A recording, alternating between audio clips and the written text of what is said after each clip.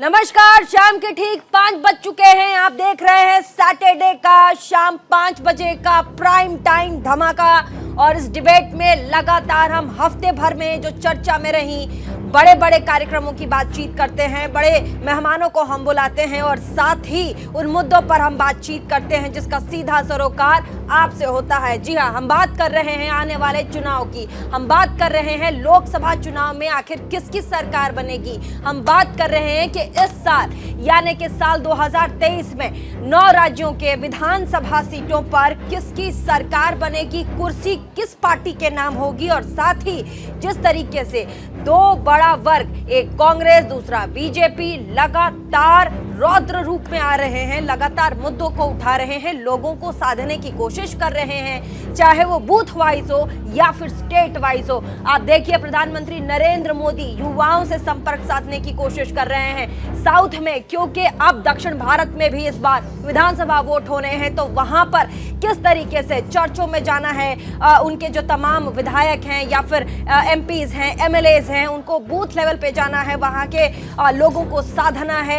प्रधानमंत्री और साथ ही जितने तमाम पॉलिसीज और योजनाएं हैं उनसे रिलेटेड उनको समझाना है। दूसरी तरफ आप कांग्रेस की तरफ अगर नजर डालें तो भारत जोड़ो, राहुल गांधी की भारत जोड़ो यात्रा जिस तरीके से अब कन्याकुमारी से निकल करके कश्मीर तक पहुंचने वाली है और लगातार राहुल गांधी एक लय में चले जा रहे हैं। उससे लग रहा है कि जो दृढ़ संकल्प राहुल गांधी ने किया है कि 2024 में हम इस बार कांग्रेस का डंका बजा के रहेंगे, वो भी अपने आप में देखने वाला है। और साथ ही लगातार राहुल गांधी भी चर्चा का विषय में रहे कि कैसे इतनी कड़कड़ाती ठंड में राहुल गांधी एक हाफ टी शर्ट में पैदल नंगे पैर दौड़ते हुए नजर आ रहे हैं। इन सब के बीच कई बड़े विवाद भी हुए जिसे हमने इस डिबेट में आप तक पहुंचाया। लेकिन आज का डिबेट बड़ा महत्वपूर्ण है क्योंकि 9 राज्यों के चुनाव 2024, प्रधानमंत्री नरेंद्र मोदी की योजनाएं, बीजेपी की रणनीति, कार्यकारिणी की बैठक, इधर एक तरफ कांग्रेस, भारत जोड़ो यात्रा, बड़ी योजनाएं, बड़े मुद्दे, इन सभी के बीच आने वाले समय में किस पार्टी का बिगुल बजेगा ये देखना होगा। शुरुआत छोटे से रिपोर्ट के साथ ताकि आपको समझ में आए कि कैसे जो राजनीतिक समीकरण है वो धीरे धीरे बदल रहा है और कैसे ये समीकरण आने वाले समय में एक नए सरकार या फिर पहले से मौजूद भाजपा की सरकार यानी कि सत्ता में काबिज बीजेपी की सरकार को एक बार फिर से हवा देगी। छोटे से रिपोर्ट, उसके बाद तमाम मेहमानों से मिलवाएंगे, आगे बढ़ेंगे डिबेट में।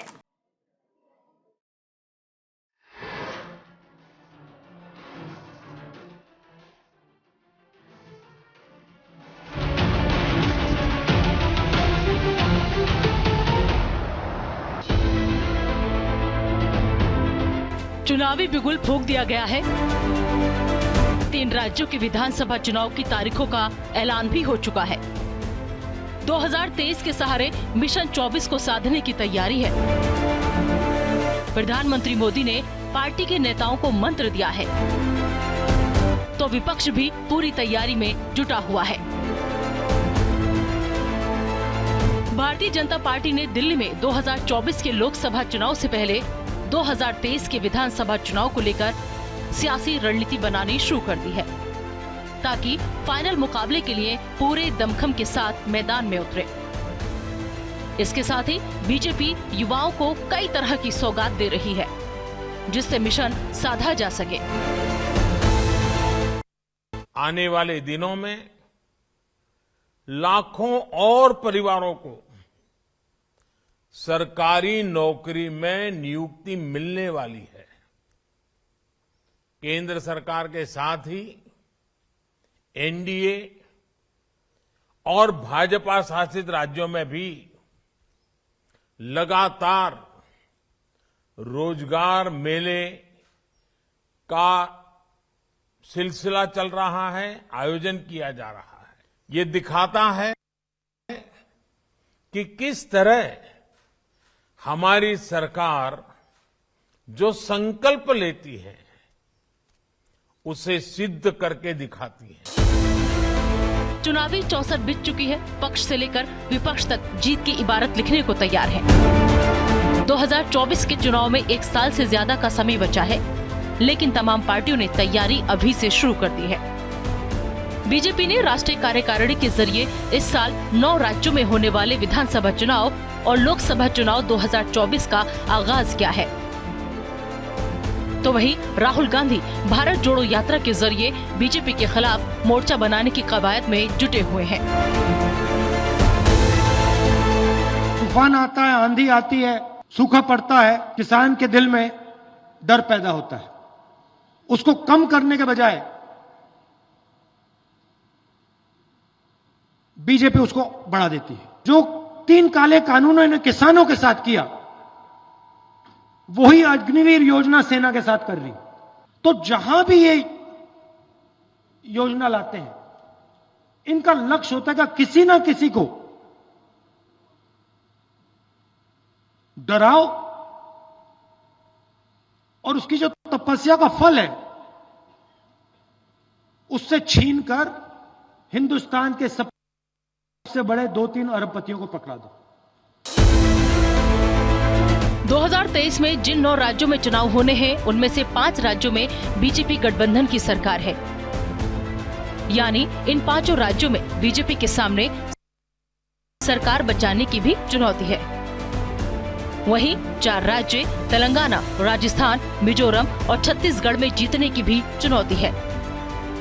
तो बीजेपी को हराने के लिए विपक्ष भी कोई कसर नहीं छोड़ना चाहता। विपक्षी पार्टियां ऐसा चक्रव्यूह गढ़ने की कोशिश में लगी हैं, जिससे पार पाना बीजेपी के लिए मुश्किल है। साल 2023 में 9 राज्यों में विधानसभा चुनाव है, जिसे 2024 का सेमीफाइनल माना जा रहा है। जिस तरह के समीकरण फिलहाल दिखाई दे रहे हैं, उससे एक बात तो साफ है कि 23 के सहारे ही 24 का चक्रव्यूह बनाया जाएगा। ऐसे में चुनावी युद्ध में कितने ब्रह्मास्त्र का इस्तेमाल होगा, पीएम का मंत्र काम आएगा या विपक्ष का लामबंद, ये देखना दिलचस्प होगा। Bureau report, news India. तो ब्यूरो रिपोर्ट यानी कि हमारी तमाम जो रिपोर्ट्स हैं वो आपने देख ली हैं, लेकिन आपको याद होगा सुबह से सुर्खियों में नड्डा जी की रैली भी है, क्योंकि आज कर्नाटक के दौरे पर हैं। साथ ही बड़े बदलाव की उम्मीद में हैं, इसीलिए आज उन्होंने कर्नाटक से विजय रैली जो है उनको हरी झंडी दिखाई है, ताकि अब दक्षिण भारत को भी बीजेपी साध सके। तो हमारे साथ तमाम मेहमान, एक बार स्वागत जल्दी से आप सभी का। हमारे साथ यश श्रीवास्तव, कांग्रेस के प्रवक्ता, स्वागत है आपका। ऋषभ तिवारी, नेता बीजेपी के स्टूडियो में, स्वागत है आपका। सिद्धार्थ शर्मा, प्रवक्ता आम आदमी पार्टी के, स्वागत है आपका। संजय राणा, राजनीतिक विश्लेषक, स्टूडियो से, स्वागत है आपका। सैयद जवाद, राजनीतिक विश्लेषक, स्टूडियो में मौजूद, स्वागत है आपका। आप सभी स्क्रीन पर मौजूद दिखाई दे रहे हैं, आप सभी का बहुत बहुत स्वागत न्यूज इंडिया 24/7 के इस प्लेटफॉर्म से। सबसे पहला सवाल, सत्ता में आसीन सरकार की सरकार बीजेपी और पार्टी के नेता ऋषभ तिवारी से आज जेपी नड्डा, राष्ट्रीय अध्यक्ष भाजपा के, कर्नाटक पहुंचे हैं। विजय यात्रा को हरी झंडी दिखाई उन्होंने। कितना कारगर साबित होगा विजय रथ यात्रा को हरी झंडी दिखाना कर्नाटक से, क्योंकि याद रखिए ये वो राज्य हैं जहां के लोग पढ़े लिखे होते हैं, समझदार होते हैं, और कहा जाता है बड़े ही सोच समझ के अपने फायदे वाले लोगों को वोट करते हैं। उनको पता होता है कि हमारे राज्य की भलाई जो भी गवर्नमेंट करेगी, जो भी पार्टी करेगी, उन्हें ही वोट देंगे। प्रीति जी, सबसे पहले बहुत बहुत धन्यवाद न्यूज इंडिया का, जिन्होंने चर्चा के लिए आमंत्रित किया। हाँ। आपने इस यात्रा को जरूर देखा, लेकिन इस यात्रा के पीछे जो उद्देश्य है हमारा, वो है विकास की गति को बढ़ाना। हाँ। और अंतिम व्यक्ति तक विकास को पहुंचाना। कर्नाटक में हमारी सरकार है, देश में हमारी सरकार है, और हम हमेशा ये चर्चा करते हैं कि डबल इंजन रहने से डबल विकास भी देखने को मिलता है। उसी रथ को आगे बढ़ाते हुए नड्डा जी ने कहा है कि इस बार हमारा संवाद केवल ऊपर मंच से नहीं होगा, अंतिम व्यक्ति जो बूथ पे खड़ा है उससे होगा, और उन तक विकास पहुंचा, अगर नहीं पहुंच रहा है तो कहां कमियां रह रही हैं उस पे हम आकलन करेंगे। लेकिन जनता का जो विश्वास मिल रहा है इन यात्राओं में, और जिस तरह से हम अपनी बैठक भी ले रहे हैं, छोटे स्तर पे भी कार्यकारिणी हो रही है, जिस तरीके से कार्यकर्ताओं में उत्साह है, उस उत्साह को देखकर मैं बिल्कुल आपको विश्वास दिलाता हूं कि चाहे कर्नाटक हो, चाहे त्रिपुरा हो, चाहे मेघालय हो, नागालैंड हो, आने वाला छत्तीसगढ़, मध्य प्रदेश, राजस्थान, ऐसे जो 9 स्टेट जिसको आप सेमीफाइनल बोल रहे हैं मीडिया के पॉइंट ऑफ व्यू से, उसमें भाजपा बिल्कुल जीतकर फाइनल में प्रवेश करने वाली है।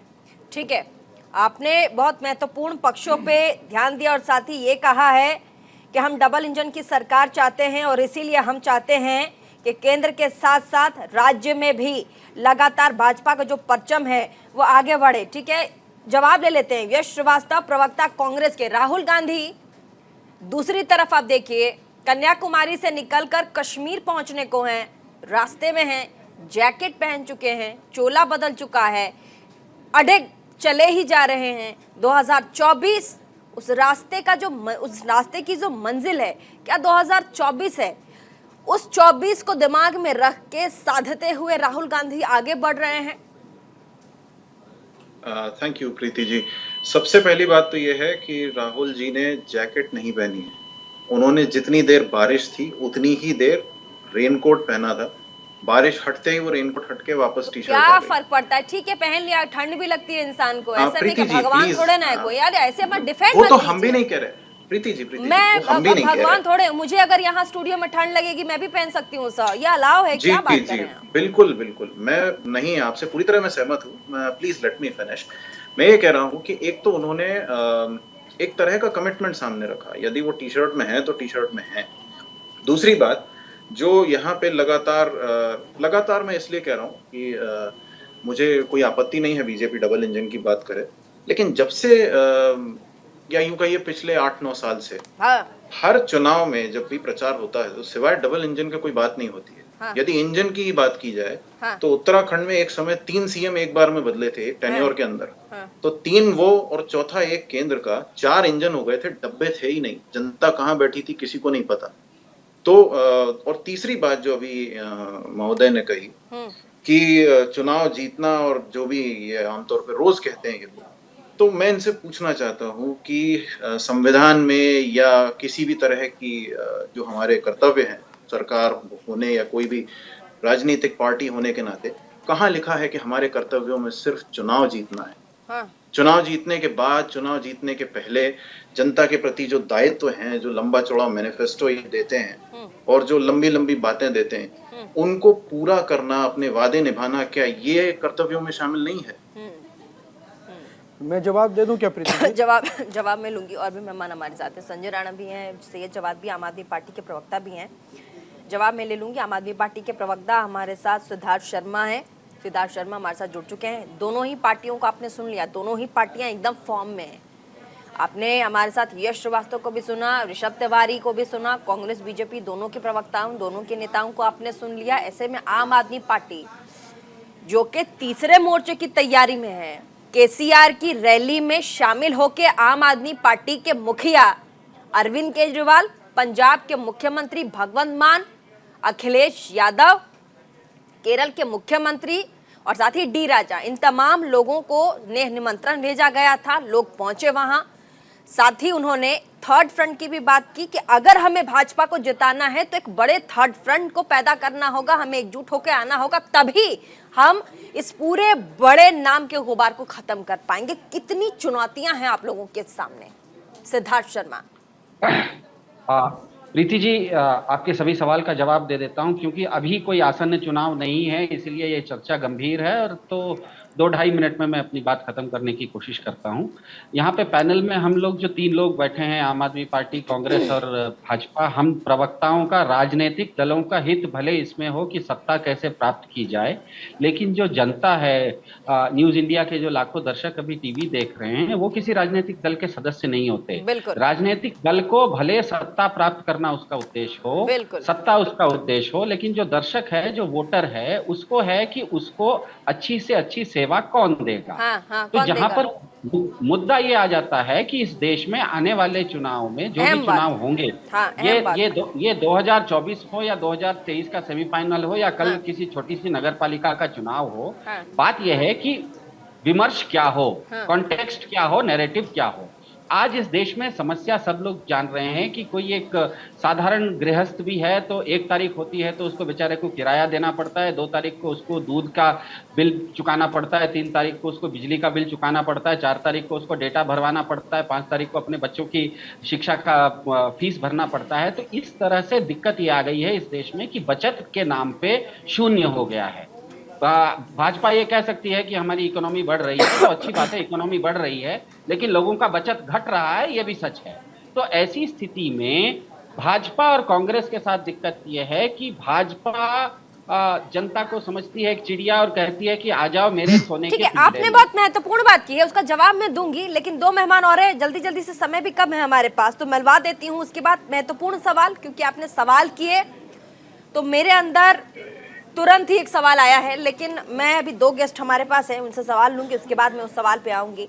बने रहिएगा हमारे साथ। सिद्धार्थ शर्मा, संजय राणा, राजनीतिक विश्लेषक, उसके बाद सैयद जवाद। संजय राणा जी, आपने तीनों ही बड़ी पार्टियों के प्रवक्ताओं को सुना, आम आदमी पार्टी को भी सुना, कांग्रेस को सुना, भाजपा को सुना। ऐसे में संजय राणा, एक ऐसा स्टेट, दक्षिण का स्टेट, जिसमें कार्यकारिणी की बैठक में अभी जो दिल्ली में हुई, प्रधानमंत्री ने खुद कहा कि एक तो नेगेटिव बातें आप ना करें, दूसरा इस तरह के शब्दों से बचें, फालतू की टीका टिप्पणियों से बचें, मुसलमानों से प्यार से बात करें, साथ ही दक्षिण क्योंकि हमारा फोकस भी है तो उधर भी टारगेट करें, वहां पर भी जाएं, चर्चों में जाएं, पादरियों से मिलें।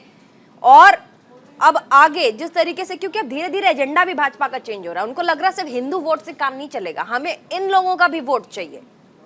गुड इवनिंग प्रीति जन, good evening to my fellow panelist. देखिए, ऐसा है कि मैं 2 मिनट में अपनी बातों को खत्म करूंगा, लेकिन मुझे आज बड़ा अच्छा लगा।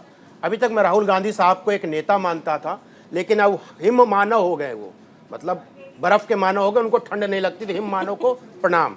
अब आता है मुख्य मुद्दे पर। देखिए, ऐसा है कि भारतीय, जो आपने जो बोला कि प्रधानमंत्री जी ने ऐसा बोला है, प्रधानमंत्री जी ने किसी धर्म संप्रदाय का नाम नहीं लिया है, उन्होंने ये बोला है कि सबका साथ सबका विकास होना चाहिए, किसी के साथ भेदभाव नहीं होना चाहिए। रहा स्ट्रेटजी की बात, तो ओबियसली वो तकरीबन 23 करोड़ वोट पाए थे और उनका प्लान है कि 23 से 25 हो जाए, 25 से 30 हो जाए।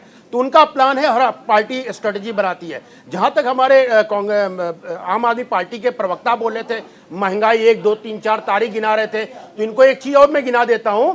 जनवरी 2022 में 14% अनएम्प्लॉयमेंट था दिल्ली में, और दिसंबर 2022 में 20% हो गया। तो कृपया करके ना दूसरों पे आरोप लगाने से पहले अपना गणित देख लेना चाहिए। अब आते हैं 9 राज्यों पे चुनाव पे। ये बताइए कि जितने भी पार्टियां, चाहे वो आम आदमी पार्टी हो, चाहे वो समाजवादी पार्टी हो, इनका अस्तित्व क्या है? इनका अस्तित्व तेलंगाना में क्या है? कुछ नहीं है। तो पार्टी का जो चुनाव होगा तेलंगाना में, कांग्रेस और बीआरएस और भारतीय जनता पार्टी के बीच होगा। रहा, आपने बहुत अच्छी बात एक और बोली है कि कर्नाटका से रथ चल दिया है और पढ़े लिखे लोग रहते हैं। यह बहुत अच्छा बोला है, क्योंकि जब रथ चला है, पढ़े लिखे हमेशा अच्छे लोगों के साथ होता है, और हो सकता है भारतीय जनता पार्टी को वो फिर से वोट करे जैसे उसने पिछले बार किया था।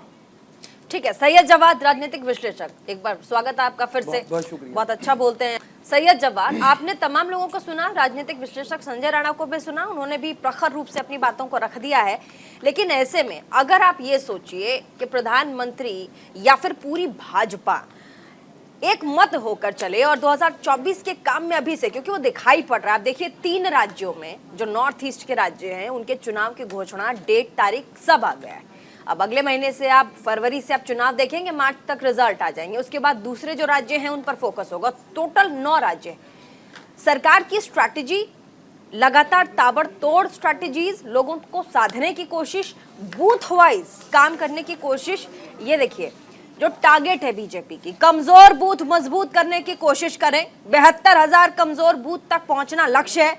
हर लोकसभा में 100 कमजोर बूथ तक पहुंचना होगा, हर विधानसभा में 25 कमजोर बूथ तक पहुंचना है। दक्षिण भारत के कमजोर बूथों पर ज्यादा जोर रहेगा। 1.5 लाख कमजोर बूथ तक पहुंच चुकी है पार्टी। आपको लगता है राहुल गांधी की भारत जोड़ो यात्रा 2024 में जी नरेंद्र मोदी को टक्कर दे पाएगी? देखिए प्रीति जी, बहुत बहुत शुक्रिया आपका मौका देने के लिए। सबसे आखिर में मैं भारतीय जनता पार्टी के हमारे भाई ऋषभ साहब को सुन रहा था, संजय राणा साहब को भी सुन रहा था, और उसके बाद आम आदमी पार्टी और कांग्रेस को भी सुन रहा था। लेकिन भारतीय जनता पार्टी की जो स्ट्रैटेजी है उसको देख करके मुझे पुरानी चीज़ें कुछ याद आती हैं कि चुनाव आ गए और जुमले छा गए। फिर से एक बार जो है जुमलाबाजी भारतीय जनता पार्टी जो है वो करने लगी है। उसका आपको एक उदाहरण देता हूं। कह रहे कर्नाटक में सरकार है साहब, कर्नाटक में क्या बहुमत मिला था भारतीय जनता पार्टी को? बहुमत तो जेडीएस को मिला था और कांग्रेस को मिला था। किस तरीके से सरकार वहां पर गिराई गई। आप कह रहे बड़े पढ़े लिखे लोग हैं, तो वहां की जनता मूर्ख तो है नहीं। इस तरीके से भारतीय जनता पार्टी ने वहां पे ऑपरेशन लोटस चलाया और किस तरीके से सरकार बनाई वो सबके सामने है।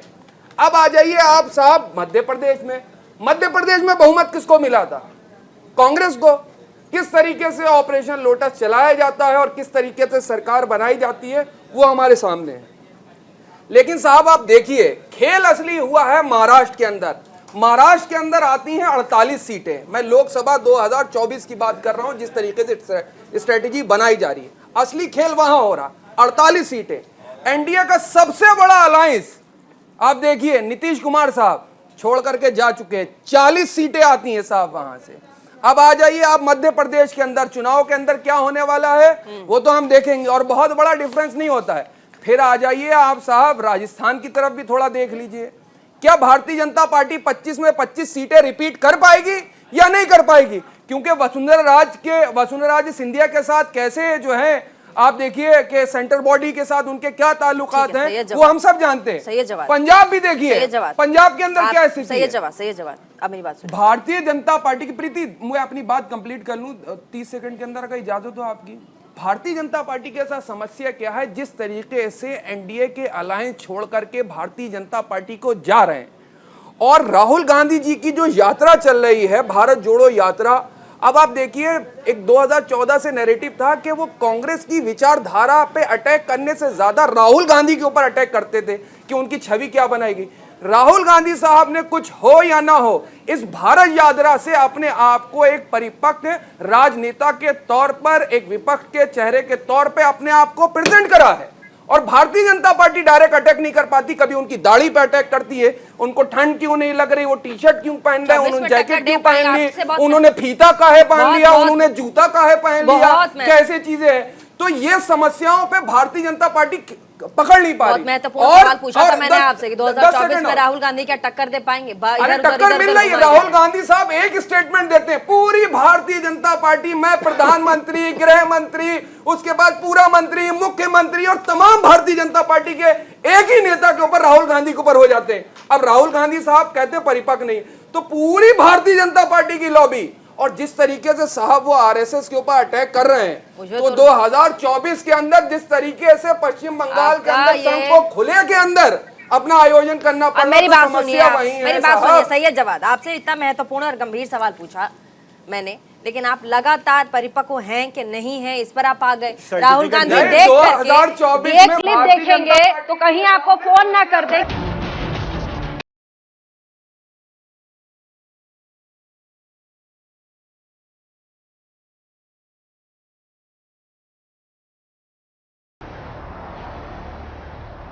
एक नए शंखनाद जो कि साल के विधानसभा चुनाव में फूका जाएगा और 2024 के लिए भी लगातार तमाम चुनावी पार्टियां, बड़ी पार्टियां शंखनाद फूक रही हैं।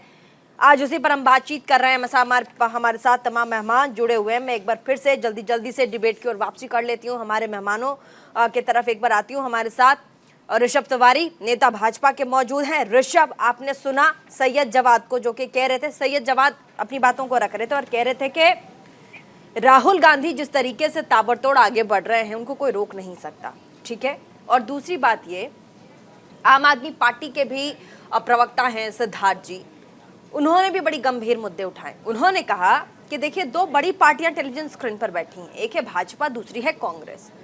आम आदमी पार्टी की आप बात कर रहे हैं, तो आम आदमी पार्टी जिसको हम थर्ड मोर्चा, थर्ड फ्रंट, जो कि तमाम विपक्षी पार्टियों को बनकर एक उभर रहा है अभी, उनका कहना है लोगों तक काम कौन पहुंचा रहा है ये लोग देख रहे हैं। आप आज के डेट में लोगों को बेवकूफ नहीं बना सकते।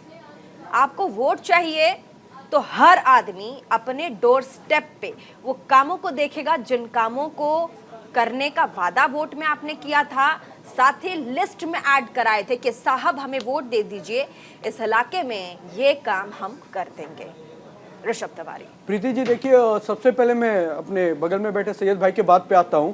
इनका कहना है कि राहुल गांधी जी इस यात्रा के तहत बिल्कुल एक नई राजनीति की शुरुआत कर रहे हैं और एक मैच्योरिटी के साथ आगे बढ़ रहे हैं। इसमें से कोई शक नहीं है कि पूरी कांग्रेस और कांग्रेस की सोच रखने वाले कुछ दल राहुल गांधी को जबरदस्ती इस देश में मैच्योर लीडरशिप के तौर पे इंप्लीमेंट करने का प्रयास कर रहे हैं, जो एक विफल प्रयास है। मैं इसलिए ये बात कह रहा हूं कि उनकी इस यात्रा में ही ऐसे कई इमैच्योरिटी दिखने को मिला है, चाहे वो केरल की बात हो या उधर से निकलने के बाद अब साउथ जब छोड़ के मध्य प्रदेश की ओर यात्रा आई थी, वहां पे भी ऐसी कितनी घटनाएं घटी हैं, जो अपने आप में दर्शाता है राहुल गांधी जबरदस्ती इंप्लीमेंट कर रहे हैं अपने आप को कि वो मैच्योर पॉलिटिशियन बनने जा रहे हैं। तो खैर अच्छी बात है, चले देश भी देखना चाहिए कि कहां 2 से 16 एम्स बन गए, कहां 18,000 गांव में बिजलियां पहुंच गई, कहां बिल्कुल आखिर वो मुद्दे उठा ही नहीं रहे, वो अपने आप को इंप्लीमेंट करने की कोशिश कर रहे हैं, फेलियर होके अपने आप को तब्दील करके प्रमोट करने की कोशिश कर रहे हैं। ये भारत जोड़ो यात्रा नहीं है, कांग्रेस को बचाओ यात्रा है, ये भारत नहीं है, राहुल गांधी की अस्मिता को बचाने की यात्रा है। और ये यात्रा देश में लोगों को गुमराह करने के लिए किया जा रहा है, लेकिन देश की जनता, देश का युवा इस यात्रा से ना तो गुमराह होगा, ना राजनीति से चलेगा। देश वो दिन नहीं भूला है, 1952 नहीं भूला है, 1958 नहीं भूला है, 1947 नहीं भूला है, 29 जुलाई नहीं भूला है, 22 जून नहीं भूला है। ये बताइए को याद रखना है। और राहुल गांधी कितना हुआ कर ले विकास की यात्रा में कांग्रेस देश को कोरोना काल के अंदर जिस तरीके से मिलने हुआ है भारतीय जनता पार्टी की तरफ से, याद रखना सवाल यात्रा विकास बढ़ते विकास का है और विकास की राजनीति करने वाले भारतीय जनता पार्टी है और हमेशा हम तो देश को चलने वाली है। ठीक है महिला सुरक्षा को ऊपर झारखंड क्या है जनाब, ठीक है महिला खिलाड़ी बैठे हुए हैं और वो आरोप लगा रहे हैं भारतीय जनता पार्टी के सांसद के ऊपर। क्या कहना है भारतीय जनता पार्टी के सांसद के बारे में, केरल पे डिस्कशन करें, आइए बंगाल पे डिस्कशन करें, झारखंड पे डिस्कशन करें। 52 टुकड़े क्यों हुए, 52 टुकड़े क्यों हुए बताइए, 52 टुकड़े का जवाब दीजिए, 52 टुकड़े का जवाब दीजिए। ठीक है और सही मैं आप बताइए, महिलाएं बैठी हैं जंतर मंतर पे नहीं बैठी हैं, किसके ऊपर आरोप लगे हैं, किसके ऊपर आरोप लगे हैं, और भी मेहमान हैं, जवाब देना होगा। ऐसे दूसरे भी लोग हैं, उनको भी बोलना है, उनका टाइम किल मत कीजिए। हमारे साथ मैंने आपसे पूछा, ऋषभ तिवारी आम आदमी पार्टी के प्रवक्ता सिद्धार्थ बहुत गंभीर सवालों पे बातचीत कर रहे थे। एक बार मैं चाहूंगी कि आप उन गंभीर सवालों का जवाब दीजिए जल्दी से, उसके बाद संजय राणा से मैं पूछूंगी। राजनीतिक में जिन लोगों को भी नहीं, आम आदमी पार्टी उन्होंने कहा जी कि जनता, आप थर्ड फ्रंट को छोटा मत आकिए।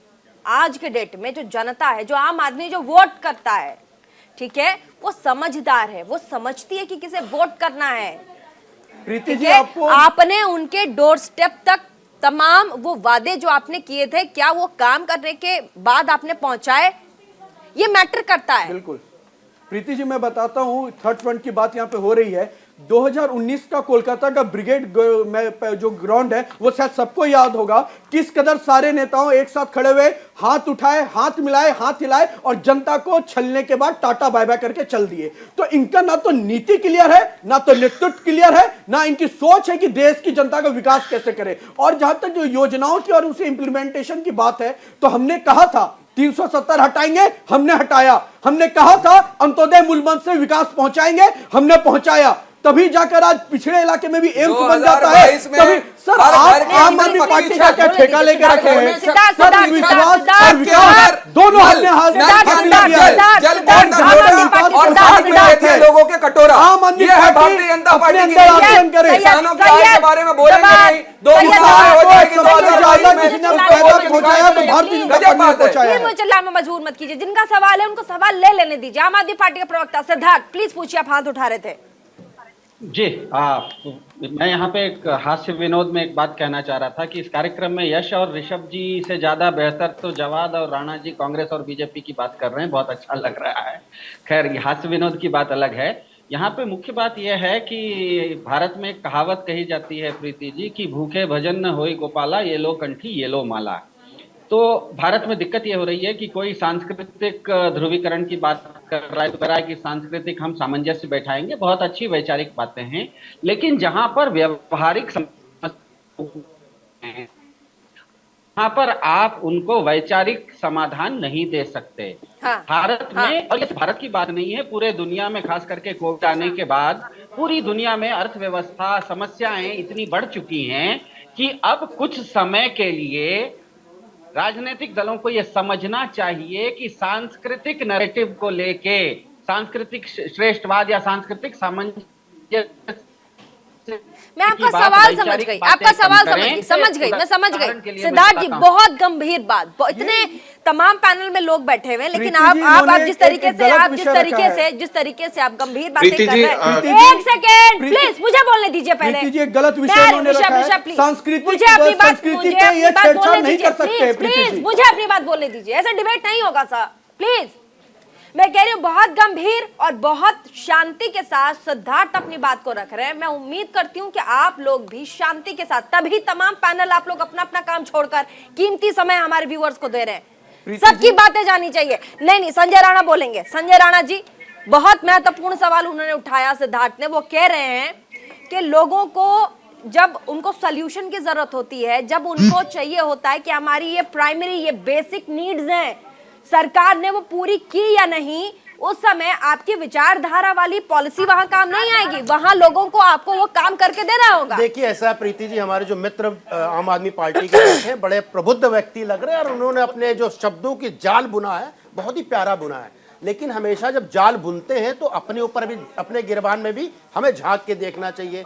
जो वादे किए हैं आपने पूरा किया। एक बेसिक आदमी को किस चीज की जरूरत होती है? एक छत, हवा और पानी। ये बताइए, दिल्ली में स्वच्छ हवा ही नहीं है, छत की तो बात छोड़ दीजिए, पानी कई जगह पहुंचा नहीं है।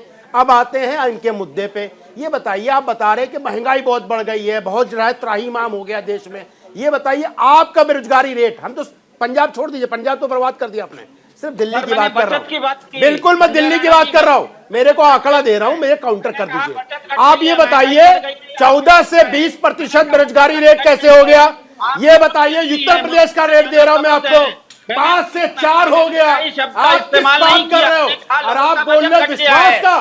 जो आदमी की आइडियोलॉजी, जिस देश के नेता की आइडियोलॉजी ना हो, वो बातें करेगा। दिल्ली में तो कुछ और बोलता है, राजस्थान में जाके कुछ और बोलता है, और गुजरात में बोलता है कि रुपया पे मां लक्ष्मी की फोटो लगा दो। अरे किस तरह की राजनीति की आप बात कर रहे हैं? राजनीति का स्तर आप लोगों ने गिरा दिया है। अब आते हैं मुख्य मुद्दे पे, जो आप थर्ड फ्रंट की बात कर रहे हैं। ये बताइए, बीआरएस का अस्तित्व हिंदुस्तान में कहां पे है? तेलंगाना के बाहर जीरो। उनको आप बोलने दीजिए। अब आपने पूछ लिया ना, ठीक है, अब उनको भी बोलने दीजिए, और भी लोग हैं। बोलिए सिद्धार्थ जी।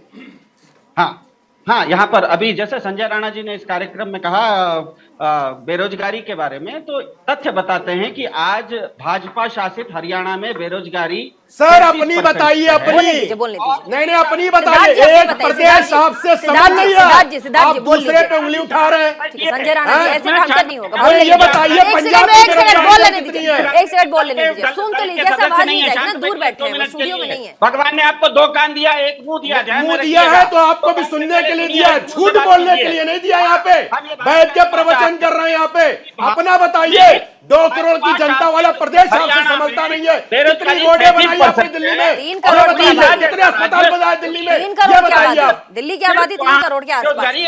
कहाँ 2 करोड़ है संजय जी? कहाँ? अभी जो मैं देखिए ऐसा है आपके हिसाब से। अच्छा ठीक है, उनको बोल लेने दीजिए ना, बोले सिद्धार्थ को प्लीज 1 सेकंड सुन लेते हैं। आपको बड़ी गंभीरता के साथ उन्होंने सुना है, तमाम पैनलिस्ट सब बोलने दीजिए ना। 1 सेकंड सिद्धार्थ, अपनी बात रखिए जल्दी से। हमारे साथ यश भी है, कांग्रेस के प्रवक्ता हाथ उठा रहे हैं। 15 सेकंड में रख रहे हैं कि इस देश में भी भाजपा और कांग्रेस के साथ समस्या ये है कि वो समझते हैं कि बाकी राज्यों में जो छोटी छोटी पार्टियां हैं, राज्य की सरकारें हैं, उनको शासन करना नहीं आता। जबकि तथ्य ये बताते हैं कि भारत में 2019 में भाजपा को ये छोटी पार्टियां देश को विनाश की तरफ ले जा रही है। ये जितनी भी पार्टियां हैं, एक व्यक्ति चलाता है, कोई पार्टी नहीं चलाता है। आप देख लीजिए, सपा चलाते हैं, बहुजन समाज पार्टी मायावती चलाती है, और डीएमके स्टालिन चलाते हैं, परिवारवाद की पार्टी है। संजय जी मुझको मेरा एक सवाल है, ठीक है? सिद्धार्थ जी चुप हो जाइए। सिद्धार्थ जी मुझको मैं बोल रही हूँ सर, मैं बोल रही हूँ, प्लीज चुप हो जाइए। एक सवाल संजय राणा से इतना 1 सेकंड मुझे सवाल ले लेने दीजिए संजय राणा से। आपने कहा ये छोटी छोटी राजनीतिक पार्टियां देश को बर्बाद कर देगी, संजय राणा, ठीक है? आज भाजपा बिहार की छोटी छोटी पार्टियों से अलायंस करने की क्यों सोच रही है संजय राणा जी? आपके पास तथ्य है कि कर रही कि नहीं कर रही? जब हो जाएगा तो बात करिएगा। ये बताइए इनके पास फ्री बीस के अलावा अरे उपेंद्र कुशवाहा भर्ती है एम्स में, भाजपा के लोग जाके मिल रहे हैं भारतीय जनता पार्टी के लोग। दबाने वाली पार्टी कौन है? आरजेडी। बिहार के लोग अपने सर में नहीं लिख पाते थे कि उनका किडनैप हो जाता था, वो थी आरजेडी। आज एक ऐसा आदमी मुख्यमंत्री बना है जो खुद तक पास नहीं है और वो 20 लाख लोगों को जॉब देगा। अरे कहाँ से जाएगा भैया जॉब? ये बताओ जॉब कहाँ है? नहीं बिहार में मैंने जो सवाल पूछा उस पे मैंने जो सवाल पूछा उस पे जो सवाल पूछा उससे उपेंद्र कुशवाहा जी एम्स में भर्ती हैं, भाजपा के लोग मिलने जा रहे हैं उनसे, उनकी पार्टी के लोग जिनसे उनका अलायंस मिलने नहीं जा रहे, इसको क्या समझा जाए? क्या समझा जाए? मीडिया के कैमरे लगे हैं। 5 सेकंड बता रहा हूँ। यहाँ पे जब्बार भाई बैठे हैं, हमारे शर्मा जी बैठे हैं, हम मित्र हैं। अगर इनके घर में कोई समस्या होगी हम उनसे मिलने नहीं जाएंगे। अरे भैया राजनीतिक पार्टी के लोग राजनीति में चाय पीना प्रधानमंत्री बना देना होता है संजय राणा। परिवार का सदस्य बीमार होगा हम जरूर मिलने जाएंगे। किसी के साथ बैठ के चाय पी लेना प्रधानमंत्री बना देना होता है हमारे देश में। अरे यश भाई है जिनके साथ हम चाय नहीं पी सकते। ठीक है संजय राणा जी आपने प्लीज 1 सेकंड दे दीजिए। यश श्रीवास्तव कांग्रेस के प्रवक्ता यश बहुत देर से हाथ उठा रहे हैं, अब आपका समय, बोलिए प्लीज। आप लोग जरा सुन लीजिएगा, बहुत देर से उन्होंने शालीनता के साथ सबको सुना है। Yash ji thank you Preeti ji. मैं यही सबसे पहले कहने वाला था कि ये सारा जो अभी यहाँ पे मतलब माहौल चल रहा है इस डिबेट में, तो ये शुरू हुआ था जब हमारे एक साथी ने कहा था कि राहुल गांधी जो हैं वो मैच्योर नेता हैं या नहीं है। तो उसके बाद से हम यहाँ आराम से बैठे हैं जिनकी पार्टी के बारे में नहीं ये डिबेट में चौथी के ऊपर नहीं। Yash please try to understand, we are not discussing here. Preeti ji मैंने सबको सुना है, मुझे मेरा टाइम चाहिए प्लीज। ओके तो ये सारा रकस शुरू हुआ था राहुल गांधी जी की मैच्योरिटी से। यहाँ हम आराम से बैठे हुए हैं और बाकी सब अपनी तबीयत बिगाड़ने पे आमादा है। फिर जिस पार्टी के नेता ने राहुल गांधी जी की मैच्योरिटी पे सवाल उठाए थे उनसे मैं पूछता हूँ, यदि राहुल गांधी जी जो भारत जोड़ो यात्रा कर रहे हैं बिना किसी राजनीतिक मुद्दे पर खड़े होके हर एक व्यक्ति से मिलने को तैयार हैं, हर एक की सुनने को तैयार हैं, वो मैच्योर नहीं है।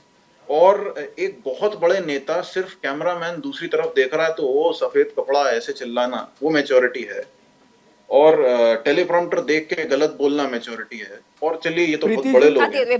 एक मिनट बीच में कोई ना बोले प्लीज, बीच में कोई ना बोले, मैंने सबको सुना है ना। तो वो भी पैनलिस्ट हैं, सम्मान कीजिए एक दूसरे का। तो इन सब की तो बात छोड़िए, एक बहुत बड़े व्यक्ति हैं किसी पार्टी के नेता, वो एक बार बिना पॉम पॉम के चीयर लीडर की तरह नाच भी चुके हैं डिबेट में। ये मैच्योरिटी है महोदय? क्या है मैच्योरिटी की परिभाषा आपके हिसाब से? उसके बाद चलिए छोड़िए मैच्योरिटी, ठीक है हो गई।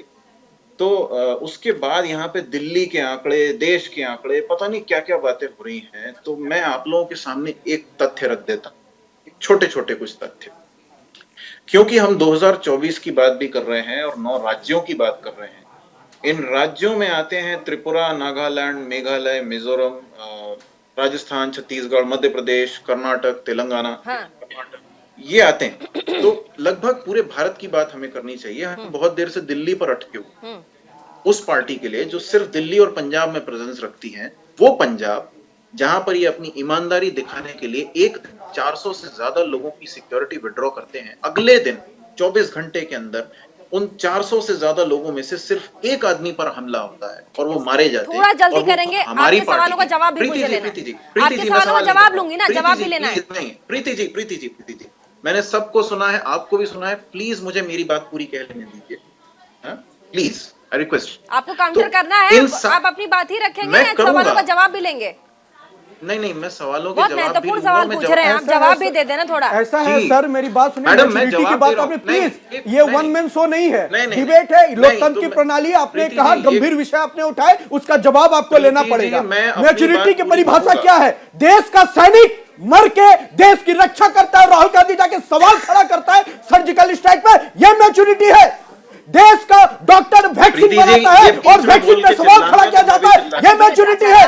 और सोनिया गांधी जी बहुत आदर आराम के साथ से। कह रहा हूं, ऋषभ, बहुत आराम से नहीं, ये मैच्योरिटी। और हमारे देश के लोकप्रिय प्रधानमंत्री जी जो आज दिन इस देश के लिए बिना छुट्टी लिए काम कर रहे हैं, जो बैंकॉक चला जाता है छुट्टी में, वो मैच्योरिटी है। जो बिना बोले इटली भाग जाता है वो मैच्योरिटी है। और हंसिए मत सर, गंभीर विषय है, देश को हास्य पे आप लोगों ने खड़ा कर रखा है और अचानक शर्म आनी चाहिए आपकी सोच को, आपकी नीतियों को, आपके नेतृत्व को। और दूसरी बात, बहुत आदर से कह रहा हूं सोनिया गांधी जी के बारे में, मोदी जी तो प्रॉम्प्टर की बात कर रहे हैं, बिना देखे सोनिया गांधी जी स्पीच तक नहीं दे सकती, मेरे भाइयों बहनों के बाद बोल नहीं सकती। ये इस पे आप मैच्योरिटी डिसाइड करेंगे, ये मैच्योरिटी की परिभाषा है। देश मैं मानता हूं मेरा पोजीशन में है मायावती जी, लेकिन जब वो प्रेस कॉन्फ्रेंस करती हैं तो पढ़ के करती हैं, क्या वो गंभीर नेतृत्व करता नहीं है? किसके आप डिसाइड कर रहे हैं? और दूसरी बात, पीछे से आलू आगे से सोना, ये मैच्योरिटी है। समय कम है, प्लीज समय कम है, ऐसे मत कीजिए, समय कम है। हाँ बोलिए बोलिए, जल्दी से जल्दी, समय बहुत कम है जी, बोलिए बोलिए बोलिए। बच्चा को बड़ा करने की कोशिश कर लीजिए, लेकिन राजनीतिक में राहुल गांधी फेलियर है, बच्चा है और वो बच्चे ही रहेंगे। Preeti ji, he has interrupted my time. No, I'm not interrupted you, man. I'm not interrupted you. ये क्या है? You can't just सिद्धार्थ कुछ बोलना है आपको, सिद्धार्थ कुछ बोलना है, सिद्धार्थ जी कुछ बोलना चाह रहे हैं, आप हाथ उठा रहे हैं, आम आदमी पार्टी के प्रवक्ता। बिल्कुल नहीं। What is the basic difference? Maturity. How can you define maturity? बोलने दीजिए ना यार प्लीज। अरे भाई मैच्योरिटी वाले समय हमारे पास है। आज चले भारत देखने, भारत सब घूमने चले हैं। सिद्धार्थ लोगों को सुविधाएं जान रहे हैं। हाँ। ये जो मुख्य राजनीतिक दल है कांग्रेस बीजेपी, इसके अलावा आम आदमी पार्टी जैसी सरकार शिक्षा के मामले में दिल्ली में अच्छा काम कर रही है। टीआरएस नाम की राज्य सरकार तेलंगाना में लोगों के स्वास्थ्य के बारे में अच्छा काम कर रही है। स्टैलिन की सरकार डीएमके नाम की राज्य सरकार तमिलनाडु में लोगों के इंडस्ट्री के लिए अच्छा काम कर रही है। नवीन पटनायक की सरकार हमारे साथ संजय राणा, सैयद जवाद, आप दोनों से आप दोनों सवाल, क्या कांग्रेस आने वाले समय में प्रधानमंत्री को टक्कर दे पाएगी? संजय राणा और सैयद जवाद, जल्दी से। नहीं सब प्लीज, दो मेहमान और हैं। प्रीति जी, तुलना हमेशा बराबर वालों में होती है, आसमान और जमीन की कभी तुलना नहीं हो सकती है। सैयद जवाद प्लीज। आपको यही घमंड है, घमंड नहीं है, ये आत्मविश्वास है, ये घमंड नहीं, आत्मविश्वास है। एक यशस्वी व्यक्ति, तुमसे पहले जो लीडर है देश में नहीं, उसको विदेशों तक फैला हुआ पर उतना ही यकीन था। उसकी तुलना सरकारें आदमी से जाती है, किसानों को पहला किसान बोलता हो, लेकिन जो आलू डाल के रहना सोना चाहिए, निकालता हो, लोकतंत्र की उस आदमी से कर सकते लेकिन हैं। आप अरे और इस पुरुष मानसिकता से कि अगर देश चलेगा तो देश नहीं रहता है, होने वाला है। आपने देश को समझते हैं कि नहीं समझते हिंदी में? जब हम सवाल आता है कि नहीं आता है? हिम्मत आएगा,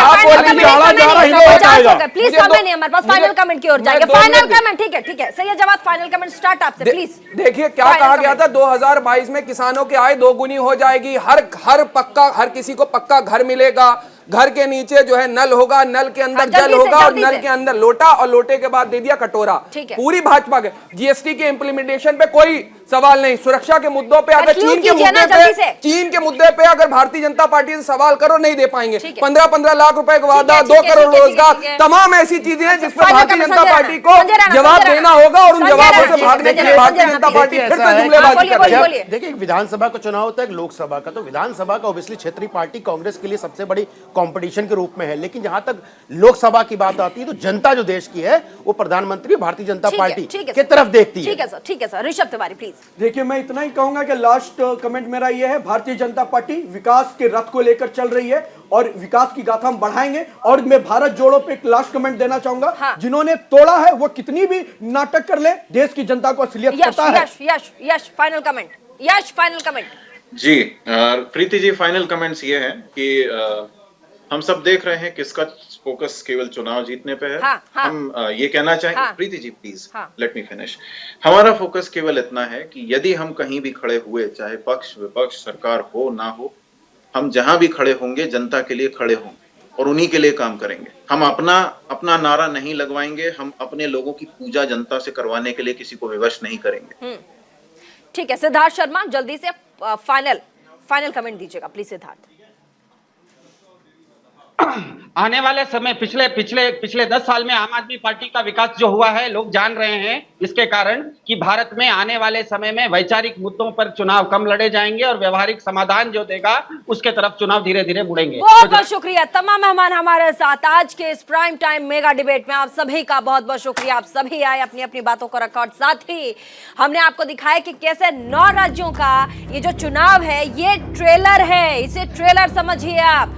यहाँ जो भी पार्टी अपना परचम, अपना झंडा गाड़ेगी वही साल 2024 में लोकसभा चुनाव में परचम और झंडा फहराएगी कहा जा रहा है। ये तो सिर्फ ट्रेलर होगा। जो बड़े बड़े राजनीतिक विश्लेषक हैं वो कह रहे 9 चुनाव मत देखिए, ये ट्रेलर होगा। असली पिक्चर 2024 में है।